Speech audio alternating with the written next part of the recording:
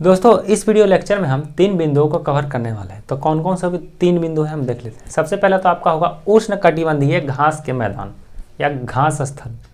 दूसरा बिंदु होगा हमारा शीतोष्णकटिबंधीय घास स्थल या घास के मैदान भी आप उसको कह सकते हो। मैदान और स्थल एक ही चीज़ है। और तीसरा जो हमारा बिंदु होगा वो हम कटीली झाड़ियों के बारे में पढ़ेंगे, ठीक है ना। तो मैं ज़रा डिटेल में एक्सप्लेन कर देता हूँ। जैसा कि आप सबको पता है कि विश्व में घास स्थल पाए जाते हैं, अलग अलग जगहों पर पाए जाते हैं, ठीक है। घास स्थल यानी कि ग्रास लैंड है ना, इसे इंग्लिश में ग्रास लैंड कहा जाता है। तो जितने भी ग्रास लैंड धरती पे पाए जाते हैं उसे मुख्यतः 2 वर्गों में बांटा गया है। ओके, तो किस आधार पर बांटा गया है वो हम देखते हैं। सबसे पहले अगर आपको याद होगा ये, तो इसमें क्या है कि पृथ्वी को कई कटिबंधों में बांटा गया है। शीत कटिबंध है, शीतोष्ण है, उष्ण है, फिर नीचे ये उष्ण, शीतोष्ण और शीत कटिबंध। तो धरती पे तो आप जानते ही हो महासागर है, महाद्वीप है, तो महाद्वीप पे ही घास पहले उगेगा, महासागर में तो घास उगेगा नहीं। तो जो घास उष्ण कटिबंध वाले एरिया में उगेगा उसे कहा जाएगा उष्ण कटिबंधीय घास स्थल। और जो घास शीतोष्ण वाले एरिया में उगेगा यानी कि ऊपर और नीचे 2 शीतोष्ण स्थल है ना, हाँ, और 2 उष्ण भी हैं। तो जो शीतोष्ण में उगेगा उसे कहेंगे शीतोष्ण कटिबंधीय घास स्थल यानी ग्रास लैंड, ठीक है। तो पहले हम ये समझते हैं, उष्ण कटिबंधीय घास स्थल समझ गए यानी कि उष्ण प्रदेशों में उग रहा है। अब उष्ण प्रदेश कहाँ से कहाँ तक होता है तो ये आप जान लीजिए 0 डिग्री से लेके 23.5 डिग्री नॉर्थ से 0 डिग्री 23.5 डिग्री साउथ तक, ठीक है ना, बीच वाला हिस्सा। क्योंकि सबसे ज़्यादा गर्म रहता है इसलिए वहाँ पर गर्मी रहती है ज़्यादा, बारिश वगैरह होती रहती है और गर्मी को उष्ण कहा जाता है ना। पर उससे पहले वैसे आपके मन में एक डाउट यहाँ पे आ रहा होगा, थोड़ा सा संशय लग रहा होगा इस चीज़ कि घास स्थल उग क्यों रहा है, हो क्यों रहा है।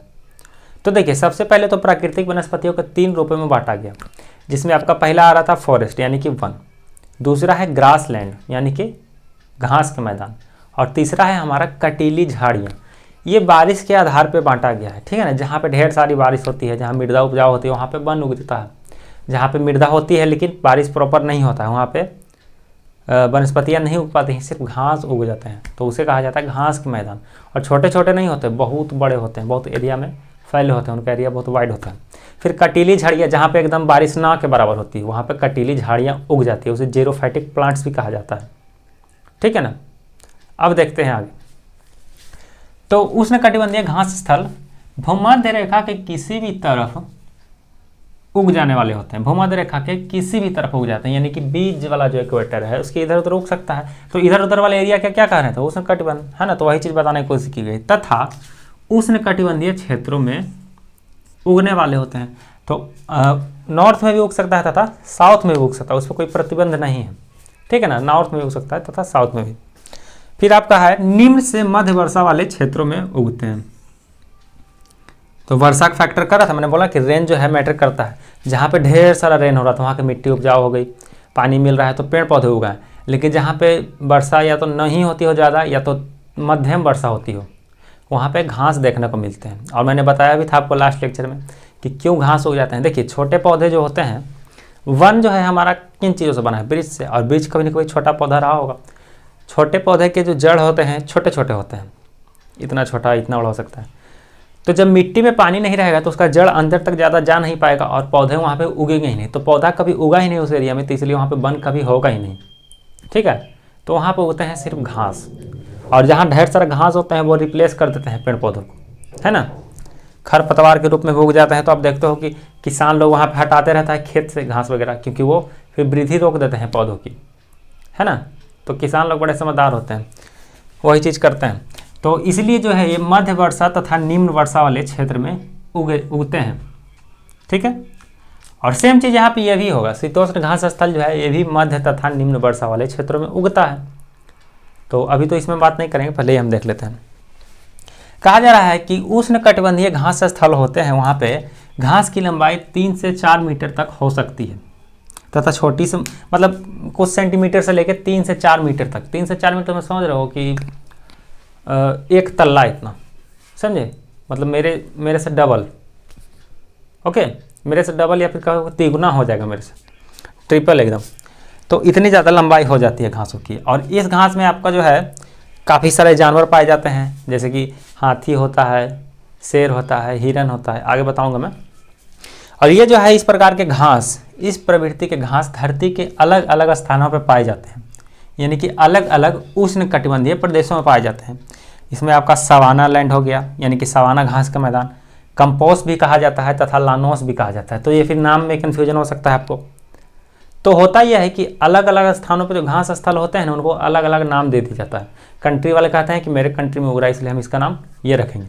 जैसे कि सवाना, देखिए सवाना कहाँ पे है, क्या आपको इस जगह का नाम पता है? तो हाँ, अफ्रीका है।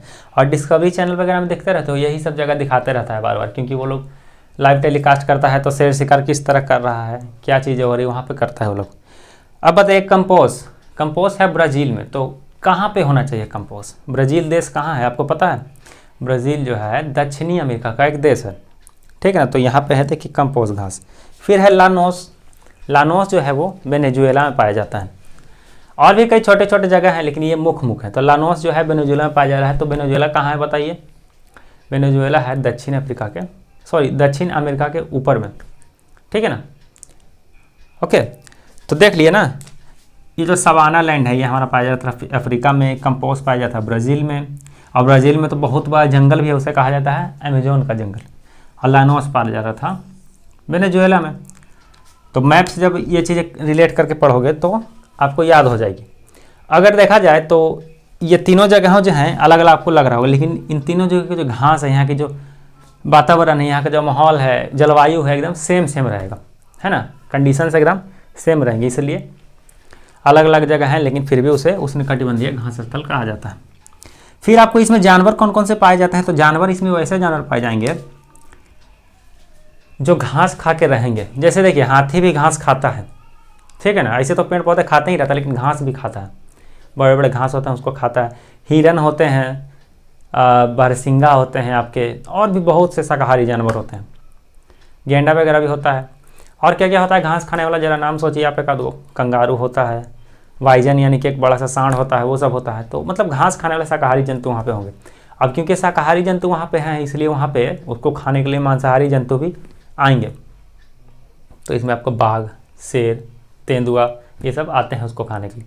अब हिरन ढेर सारा घास खा रहा है, तो उसको खाने के लिए तेंदुआ होना चाहिए कि नहीं? उसको खाने के लिए लकड़बग्घा होना चाहिए कि नहीं? होता है, ठीक है। तो ये चीज़ आपको क्लियर हो गया। अब इसमें कोई अगर डाउट है यहाँ तो आप नीचे कमेंट सेक्शन में मुझसे पूछ सकते हो, ठीक है, मैं बाद में रिप्लाई दे दूंगा आपको। अब देखते हैं कि शीतोष्ण घास स्थल। तो फिर से इसको याद कीजिए आप। इसमें आपको शीतोष्ण कटिबंध कौन से हैं? तो 66.5 डिग्री ऊपर से लेकर 23.5 डिग्री नीचे तक वाला। और फिर आपका जाइए दक्षिणी गोलार्ध में, वहाँ भी 23.5 डिग्री मकर रेखा से लेकर 66.5 डिग्री वो वृत्त है, उसके बीच के एरिया का कहा जाता है शीतोष्ण कटिबंध। तो वहाँ जितने घास उगेंगे उसे कहा जाएगा शीतोष्ण घास के स्थल, या घास के मैदान, या ग्रासलैंड। तो यहाँ पर देखिए लिखा गया है कि मध्य अक्षांशीय क्षेत्रों में तथा महाद्वीपों के भीतरी भागों में पाए जाते हैं। ओके, तो मध्य अक्षांशीय यानी कि मध्य अक्षांशों से कहा जाता है ना। देखिए आप मध्य में है कि नहीं है, कर्क रेखा के ऊपर है, फिर उस वृत्त के नीचे है, तो वहाँ पे आप कह सकते हो कि 23.5 से 66.5 के बीच वाला जो है वो शीतोष्ण प्रदेश है। तो इसलिए यहाँ पे जो घास स्थल पाए जाएंगे वो क्या होंगे? शीतोष्ण घास के स्थल होंगे। अब एक बात बताइए मुझे कि जैसे कि हम सब जानते हैं कि घास स्थल जो है वहाँ कहाँ उग रहे हैं? तो जहाँ पर निम्न वर्षा हो रही है वहाँ पे उग रहे हैं, जहाँ पे मध्य वर्षा हो रही है वहाँ पे उग रहे हैं। तो क्या यहाँ पे भी सेम चीज़ होगा ना? बिल्कुल होगा। तो इसलिए आपका लिखा गया है कि जो मध्य अक्षांशीय क्षेत्रों में तथा महाद्वीपों के भीतरी भागों में पाए जाते हैं। मैप देखिए पहले आप, ये है आपका मैप शीतोष्ण घास स्थल का। तो इस मैप में आप क्या देख रहे हो कि महाद्वीपों के अंदर की ओर पाए जा रहे हैं, ठीक है ना, महाद्वीप के भीतर की ओर, बीच में कहीं पे। तो ऐसा क्यों हो रहा है? तो आपको पता होना चाहिए कि जब भी, क्या यहाँ पे आपको दिख रहा है, यहाँ पे मैं ड्रॉ करता हूँ कि जैसे मेरा यहाँ पे कोई बड़ा सा महादेश है, महाद्वीप इसे कहते हैं, यहाँ बगल में समुद्र है इस तरह का, यहाँ से बादल उठते हैं तथा किनारों पर ही बारिश कर देते हैं। तो ये एरिया जो होगा मेरा बहुत ज़्यादा मात्रा में भीगा प्रदेश होगा। बादल यहाँ आते आते, क्योंकि महादेश तो बहुत बड़ा रहता है, हजारों किलोमीटर लाखों किलोमीटर बड़ा होता है, ठीक है ना। तो यहाँ पे आते आते बारिश का सारा पानी खत्म हो जाएगा। अब बादल में पानी नहीं बचा है तो बादल धीरे धीरे आगे बढ़ेगा। ये समुद्र है, ठीक ना, इसमें कन्फ्यूजन हो, ये समुद्र से तट पे वर्षा कराया, फिर धीरे धीरे आगे बढ़ते बढ़ते बारिश की मात्रा धीरे धीरे धीरे धीरे कम गई। देख रहे हो। अब बताओ सबसे ज़्यादा बारिश कहाँ हो रहा है? यहाँ पे हो रहा है। तो वन कहाँ पे मिलेंगे, यानी फॉरेस्ट कहाँ उगेंगे? तो जहाँ पे बारिश हो रहा है वहाँ पे, ठीक है। और यहाँ पे देखिए बारिश कम हो गया, या फिर यहाँ पे आकर तो रुक ही गया बारिश, यहाँ नहीं आ रहा है, तो वहाँ पे घास भी नहीं उगेगा, वहाँ पर कटीली झाड़ियाँ उगेगी, ठीक है ना। अभी मैं कटीली झाड़ियों के बारे में बताऊँगा। तो क्या आपने देखा यहाँ पे कि घास स्थल क्यों उग जाता है महाद्वीप के भीतर में? तो भीतर में है ना, देखिए बीच के हिस्से में उग रहा है घास स्थल, ठीक है। और एक स्थिति और है जहाँ पे घास स्थल उग सकते हैं, मैं बताता हूँ कैसे। जैसे कि फिर से मैंने यहाँ पे एक महाद्वीप ड्रॉ कर दिया। अब समुद्र हमारा यहाँ पे है, देखिए। अब यहाँ पे बहुत बड़ा माउंटेन है मान लीजिए। तो माउंटेन क्या होता है? ऊंचा होता है। तो यहाँ से जो बादल उठेंगे यहीं पे आके वर्षा करा देंगे। अब क्योंकि यहाँ पे वर्षा हो जा रही है, जैसे कि इमेज में आपको दिख रहा है ना, तो उस साइड में वर्षा नहीं हो रही, यानी कि इस साइड में वर्षा नहीं हो रही पश्चिम की ओर, सिर्फ पूरब साइड में वर्षा हो रही है। तो उधर जंगल उगेंगे, बहुत ज़्यादा मात्रा में जंगल उगेंगे, ठीक है। वहाँ की मिट्टी जो है वैसा मतलब क्लाइमेट बना लेता है वहाँ वाला, और यहाँ की मिट्टी उपजाऊ हो जाएगी, फिर बहुत सारे वन उगेंगे, ये होगा वो, बहुत तरह की विविधता देखी जाएगी, बहुत तरह के जीव हो जाएंगे, बहुत तरह के पेड़ पौधे हो जाएंगे, बहुत तरह के फल फ्रूट सब्जी वगैरह उसमें अपने आप उगने लगेंगे, घना जंगल एकदम। लेकिन यहाँ क्योंकि बारिश रोक दिया, यहाँ पे पानी की मात्रा नहीं है, बहुत कम पानी है, ना के बराबर पानी है, ठीक है ना। अब हो सके कोई बादल इधर से इंटर कर रहा है तो वो अलग बात है, क्योंकि इधर बादल तो भाई फ्री है, उसको तो ऐसा नहीं, तो कम बारिश करवाएं यहाँ पे। तो यहाँ पे घास स्थल उग जाएंगे तथा क्या उगेंगे? कटीली झाड़ियाँ उग जाएंगी, जीरोफाइटिक प्लांट जो होते हैं वो उग जाएंगे। तो यहाँ तक मैं क्लियर हूँ कि नहीं हूँ? चलिए आगे बढ़ते हैं। तो इसलिए आपका लिखा गया है कि शीतोष्ण घास स्थल या उष्णकटिबंधीय घास स्थल दोनों या तो आपका है बीच में उगेंगे, देखिए बीच में उग रहा है ना, या सूखे प्रदेश में उगेंगे जहाँ पे बारिश की मात्रा कम होगी। ओके, अब आते हैं आगे। कहा कि यहाँ की घास छोटी एवं पौष्टिक होती है। कहाँ की घास? कहाँ की घास? तो शीतोष्ण प्रदेश वाली घास जो होती है छोटी तथा पौष्टिक होती है। तो ऐसा क्यों होता है छोटी तथा पौष्टिक? देखिए आपको पता होना चाहिए कोई भी पेड़ पौधा लंबा क्यों होता है, तो उसके कई रीजन हो सकते हैं। सबसे पहला रीजन तो होता है कि बारिश उसको मिलती है प्रॉपर, तो बड़ा बड़ा पेड़ पौधा हो जाता है, ठीक है ना। जैसे कि डायनासोर वगैरह इतने बड़े क्यों थे? और डायनासोर छोड़िए ना, उस जमाने में डायनासोर के जो समक्ष जितने भी जीव थे, जैसे कि तितली देख रहे हो ना, बहुत बड़ा है, ठीक है। अभी की तितलियाँ छोटी छोटी होती हैं। तो ऐसा क्यों होता है कि जानवर बड़े हो जाते हैं? क्योंकि तब के काल में ऑक्सीजन की मात्रा धरती पे जो है बहुत ज़्यादा थी। अभी तो 21% 20% ऑक्सीजन है, धीरे धीरे ये भी कम रहा है ना। लेकिन तब जो ऑक्सीजन बहुत ज़्यादा था, तो इसलिए जीवों का आकार बड़ा बड़ा हो जाता था। समझ रहे हो चीज़? तो वही चीज़ है यहाँ पे कि बारिश जब ढेर सारा मिलेगा, उसको जो प्रॉपर पौष्टिक आहार मिलेगा, तो लंबे हो जाएंगे, है ना, बड़े हो जाएंगे। तो यहाँ पे जो है बारिश की मात्रा ज़्यादा हो रही थी। ऐसे भी हम लोग जानते हैं कि उष्णकटिबंधीय प्रदेश में बारिश खूब होती है, क्योंकि वहाँ पर गर्मी ज़्यादा रहती है, बादल आते हैं, पानी गिरा के चल जाते हैं। तो इसलिए यहाँ के घास जो है लंबे लंबे हो रहे थे। लेकिन गर्मी भी थी, तो गर्मी होने से क्या होता है कि वेपोराइजेशन होते रहता है पौधों में गर्मी के दिनों। पौष्टिक मतलब क्या समझते हो? कि मतलब उसमें जो न्यूट्रिशंस हैं वो कम गए, क्योंकि बहुत ज़्यादा गर्मी है, वाष्पोत्सर्जन हो गया, बहुत सारे रीजन होते हैं। लेकिन पानी तो था वहाँ पे एक समय पे, तो जो है लंबे लंबे घास हो गए, उसमें शेर छिपते हैं, हाथी छिपते हैं, शिकार करते हैं, देखते हो ना। लेकिन यहाँ वाला जो है, यहाँ बारिश नहीं हो रहा है, क्योंकि शीतोष्ण प्रदेशों में बारिश नहीं होती है ज़्यादा। अगर बारिश हो रही है वहाँ पे, तो आप समझिए कि साइक्लोन के कारण और हवाओं के कारण बारिश हो रही है, ठीक है। वहाँ पे सूर्य की रोशनी के कारण बारिश नहीं होती है। तो इसलिए यहाँ वाले जो घास हैं छोटे छोटे हो जाते हैं, बाकी पौष्टिक होते हैं। अब ये पौष्टिक नहीं है, कहीं भी नहीं लिखा मैंने कि ये पौष्टिक होता है, ठीक है ना। लेकिन ये जो है छोटे हैं तथा पौष्टिक हैं। पौष्टिक क्यों है भाई? क्योंकि शीतोष्ण प्रदेशों में गर्मी कम होती है, नमी बराबर रहती है, नमी प्रॉपर रहती है ना। पानी कम है लेकिन नमी ज़्यादा है, ठंड ज़्यादा है ना। तो यहाँ पे पौष्टिकता घास में आ जाती है। हमेशा हरा रहेगा तो पौष्टिक होगा कि नहीं होगा? तो अब बताइए, जैसे कि ये लाइन लिखा है मैंने कि छोटे तथा पौष्टिक हैं, उसके बाद जस्ट लाइन लिखा गया है कि इसमें जानवर जो पाए जाते हैं उसमें जंगली भैंसा, वाइजन और गेंडा वगैरह, हाथी वगैरह देखे जा सकते हैं। तो अब बताइए कि रिलेटेबल है कि नहीं? जहाँ पौष्टिक घास पाए जा रहे हैं वहाँ पे जानवर जो है बड़े आकार के पाए जा रहे हैं, यानी कि जब खाते हैं तो उनका शरीर में लगता है वो चीज़, तो उनका आकार जो है बड़ा बड़ा हो जाता है, ठीक है ना। एकदम प्रकृति जो है एक दूसरे पर निर्भर रहती है। तो छोटे घासों को खा के, पौष्टिक घासों को खा के देखिए कितना मोटा भैंसा हो गया, बाइजन बन गया। एंटीलोप एक जानवर होता है ईटी वगैरह चींटी को खाने वाला। फिर आपका है गेंडा। तो गेंडा भी देखते ही हो, पूरा शाकाहारी होता है, प्योर वेजिटेरियन। हाथी भी प्योर वेजिटेरियन होता है, लेकिन उसमें ताकत बहुत होती है। तो गेंडा यहाँ पे क्यों पाया जा रहा है, क्योंकि मैं मतलब गेंडा यहाँ पे ताकतवर क्यों है, क्योंकि वो पौष्टिक खाना वगैरह खा रहा है और इसका आकार जो है बड़ा बड़ा हो जाता है। अब गेंडा यहाँ भी पाया जाता है, ऐसा नहीं है। तो अब बताइए कि यहाँ वाला गेंडा और यहाँ वाला गेंडा में ज़्यादा मजबूत कौन होगा, तो ये वाला होगा कि नहीं होगा।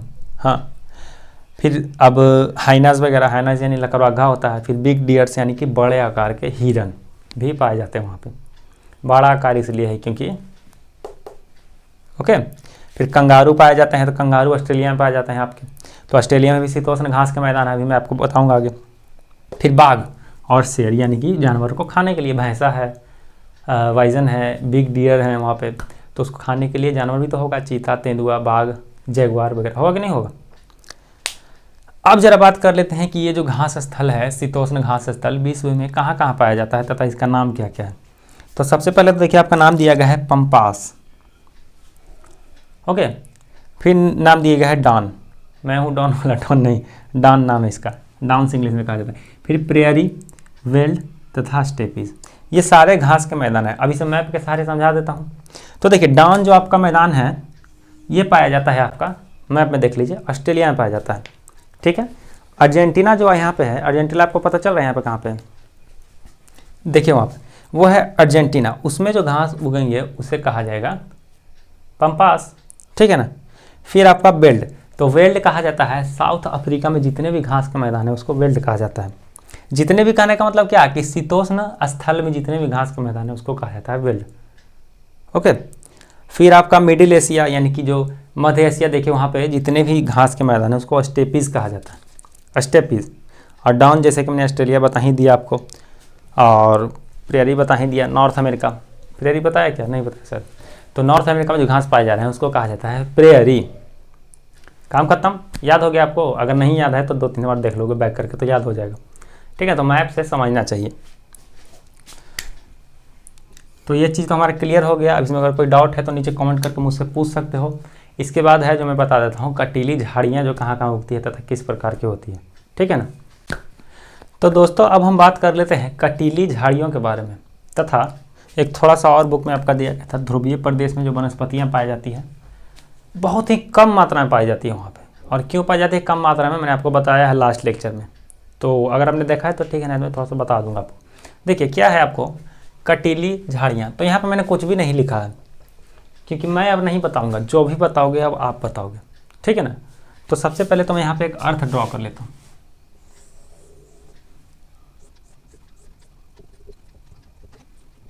चलिए, तो ये जो है हमारा छोटा सा अर्थ मैंने यहाँ पे ड्रॉ कर दिया है। टेढ़ा है नहीं, ठीक है। यह है इक्वेटर, यह है कर्क रेखा, यह है मकर रेखा, यह है शीत, उत्तरी शीत वृत्त इसे आप कह सकते हो, ठीक है ना।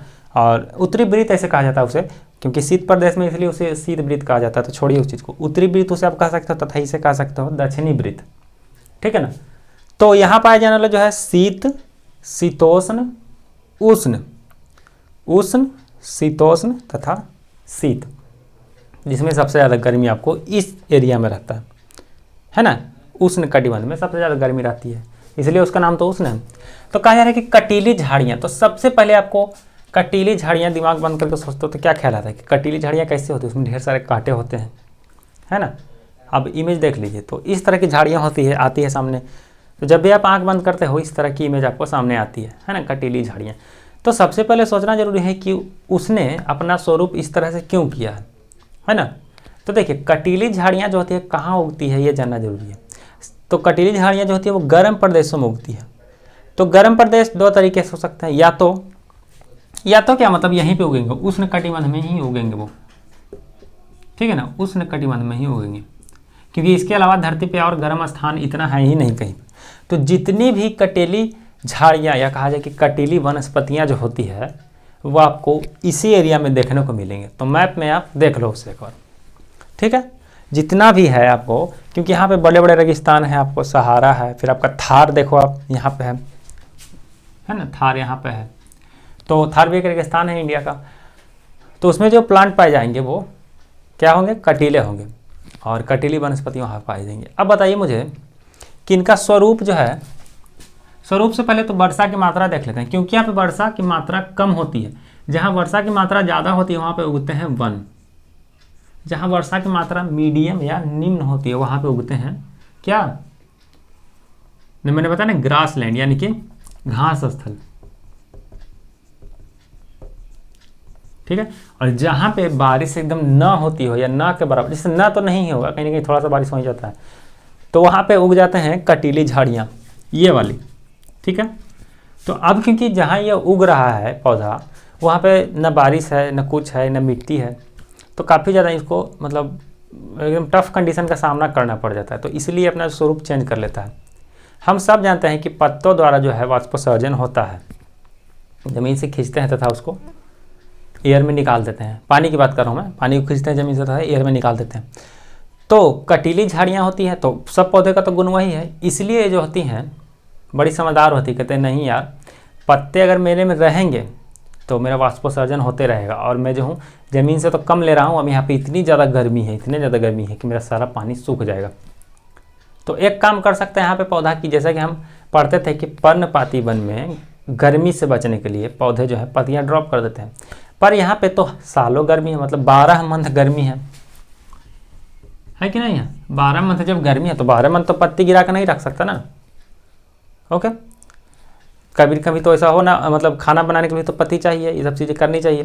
तो ऐसा होता है कि मैंने आपको बताया भी कि 12 मंथ जहाँ पानी बरसता है, जहाँ बारिश होती है, वहाँ पे सदाबहार वन देखे जाते हैं, तथा जहाँ 12 मंथ सूखा होगा वहाँ पे कटीली झाड़ियाँ देखे जाएंगी।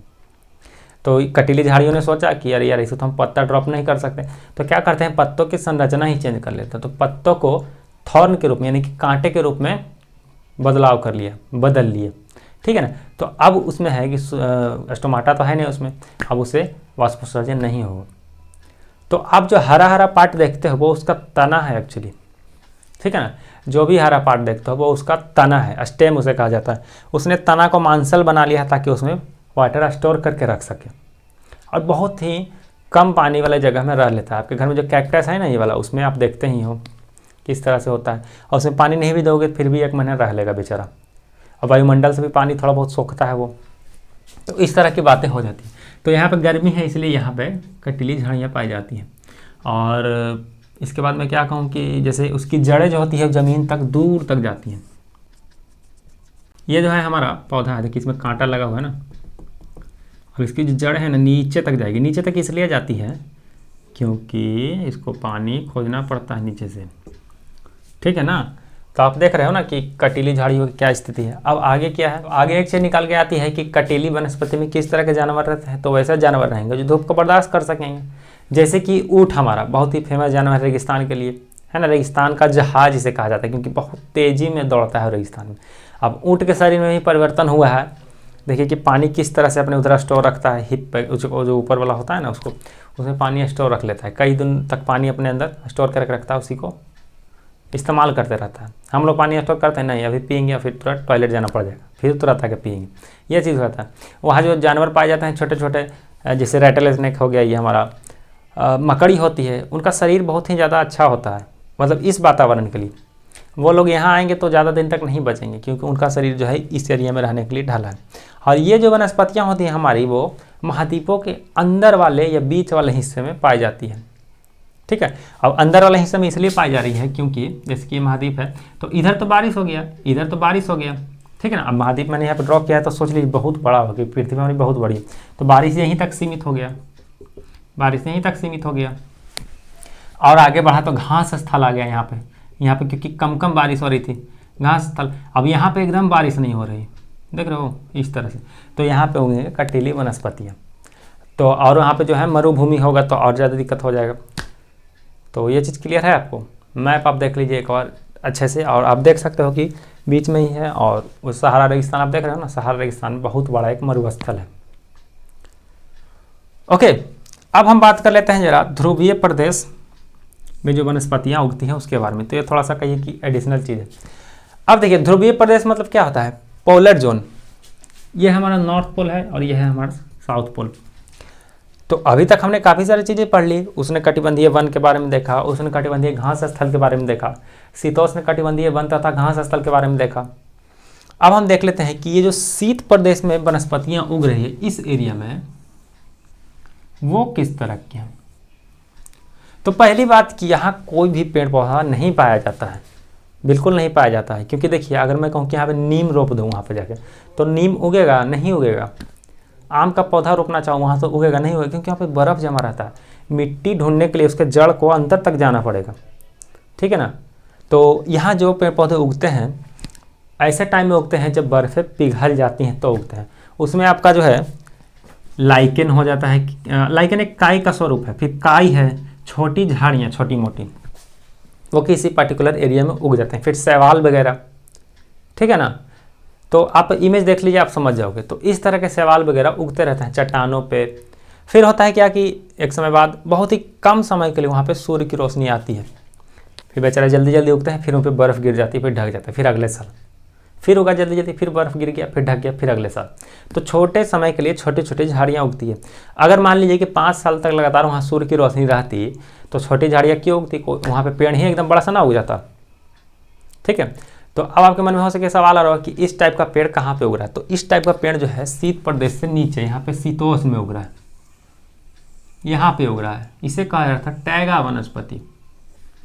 टैगा मतलब स्वच्छ तथा अनछुआ होता है। और यहाँ पे जो वनस्पतियाँ उग रही है, काई, लाइकेन, शैवाल, छोटी झाड़ियाँ, उसे कहा जाता है टुंड्रा वनस्पति। तो टैगा एंड टुंड्रा में आपको कन्फ्यूजन नहीं होना चाहिए। अत्यधिक ठंडी जगह है और वहाँ पर जो पाई जाने वाली होती है उनमें जड़, मतलब मैंने क्या बताया कि जड़ तो होता है, लेकिन जैसे कि इसमें कितना लंबा जड़ है, इतना लंबा जड़ नहीं देखने को मिलेगा। और जब बर्फ़ उस पर गिर जाता है तो पौधा मर जाता है, उसके बीज अंदर रह जाते होंगे, फिर अगला साल उगता होगा। मतलब कॉमन चीज़ है। फिर आपका ये कहाँ देखने को मिलते हैं? तो यूरोप में, अमेरिका में तथा एशिया में। अब जरा मुझे बताइए कि ठंडी जगह पे यहाँ पे बात हो रही है तो इसमें एशिया कहाँ से है? एशिया तो भाई गर्म जगह है ना। या अमेरिका या यूरोप, यूरोप तो ठंडा जगह है। अब अमेरिका तो गर्म जगह है। अमेरिका यहाँ पे है ना, एक अमेरिका यहाँ है, एक अमेरिका यहाँ है। तो यहाँ पे जो बात हो रही है वो हो रही है नॉर्थ अमेरिका के ऊपरी हिस्से की। तो नॉर्थ अमेरिका का ऊपरी हिस्सा यहाँ तक ऐसे फैला हुआ है। तो यहाँ पे जो वनस्पतियाँ पाई जा रही हैं उसे कहा जा रहा है टुंड्रा वनस्पति, और उसमें वही शैवाल, काई, छोटी झाड़ियाँ वगैरह हैं। देन तुरंत यूरोप तो फिर भी यहाँ पे है, यूरोप का तो चलेगा, कहता हूँ कि यहाँ पे उग गया, चलो इस एरिया में। अब एशिया क्यों घुसा रहे हैं? एशिया तो नीचे है, एशिया तो गर्म प्रदेश है। तो देखिए एशिया की जब बात की गई, भारत यहाँ पे इस तरह से करके रेखा आधा काटता है ना, उसको इस तरह से है। फिर एशिया ऊपर तक फैला हुआ है ना। एशिया सिर्फ हम वो नहीं जो देखते हैं। अब जैसे रसिया देखिए, वहाँ पर मतलब माइनस में टेम्परेचर चला जाता है, -55, -56, -73 ऐसे चला जाता है। तो वहाँ पे वनस्पतियाँ नहीं उगती है, उगती हैं किस तरह की? तो छोटी झाड़ियाँ, काई, लाइकेन, शैवाल वगैरह। तो एशिया का जो उत्तरी हिस्सा है यहाँ पे, उसमें थोड़ा सा एरिया में ही देखा जाता है। और उसके नीचे आपको देखने को मिलेगा क्या? शंकुधारी वन, यानी कि कोनीफेरस फॉरेस्ट, ठीक है ना। अब बताइए मुझे जरा कि जैसा कि मैंने इसमें बताया था कि जानवर किस तरह के होते हैं, तो ऐसे जानवर होते हैं जो धूप को, गर्मी को बर्दाश्त कर सकते हैं, है ना। इसकी स्थिति मैंने मैप में दिखा दी। तो इसमें किस तरह के जानवर होंगे? तो क्योंकि यहाँ पे वनस्पतियाँ उग ही नहीं रही प्रॉपर, तो यहाँ पर शाकाहारी जंतु के होने के चांसेस बहुत कम है, ठीक है ना। शाकाहारी जंतु वहाँ पे होंगे, खाने के लिए कुछ है ही नहीं, साग पात है नहीं कि पेड़ पौधा का पत्ता खा के रह लिया, फूल फल खा के रह लिया, नहीं। तो यहाँ पे जितने भी जंतु पाए जाते हैं उनमें 99% जंतु होते हैं वो मांसाहारी होते हैं, ठीक है ना। जैसे आपका सील, ठीक है, वॉलरस, पोलर बियर को देखिए, है ना, कैसे मतलब कर रहा है। तो इस तरह के जीव जंतु पाए जाते हैं जो एक दूसरे को खा के रहते हैं। तो हमारा चैप्टर यहाँ पे समाप्त होता है दोस्तों, और इसमें आपने बहुत सारी चीज़ें सीखी हैं। अब बात निकल के ये आ जाती है कि हमारी पृथ्वी जो है सौरमंडल में, मतलब सौरमंडल में इसकी औकात नहीं है, बहुत छोटी सी प्यारी सी एक प्लेनेट है, लेकिन इसमें इतना ज़्यादा विविधता देखा जाता है कि मतलब समझिए ना कितना तरह का वन है यहाँ पे, काफ़ी ज़्यादा खूबसूरती है हमारी धरती पे। तो इस चीज़ को थोड़ा सा बचा के चलना है, क्योंकि होता है क्या कि इंसान लोग अपने फ़ायदे के लिए देखते हैं ना कितना तरह का नुकसान कर देता है। तो इस चीज़ को थोड़ा रोकना है, क्योंकि अब हम लोग करेंगे जो भी करेंगे, हम लोग न्यू जनरेशन है ना।